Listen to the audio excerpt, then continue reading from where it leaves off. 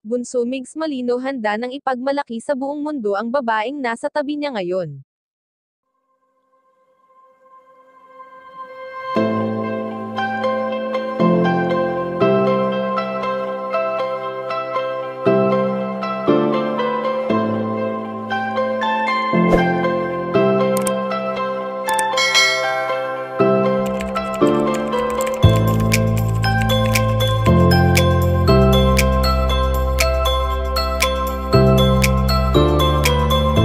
Marahil marami sa atin ang nagtataka at hindi tiyak kung bakit nga ba sa pagbibigay tulong ang tanging priority ngayon ni Bunso Migs Malino.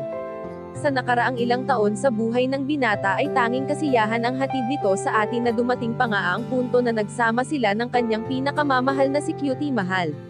Sa nakakaaliw na pagsasama noon ng Momigs ay lubos silang hinangaan hindi lamang sa Pilipinas kundi saan pa mang dako ng mundo.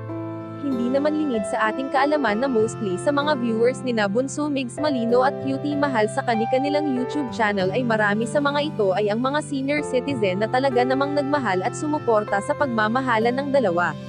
Matatandaan na ilang beses nang na-interview ang binata at marami sa mga netizens ang naaantig dahil sa damang-dama nila kung paano pa rin nakakaramdam ng lungkot si Bunso Migs Malino sa pagkawala ng kanyang dating kapareha.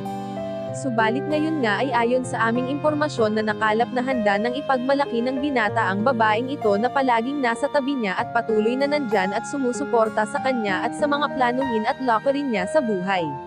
At ito nga ay wala nang iba pa kundi ang nakakabatang kapatid nito na si Nene, ang isang babae na ipinagmamalaki ngayon ni Bunso Migs Malino bukod sa iba pang kasali ng kanilang pamilya.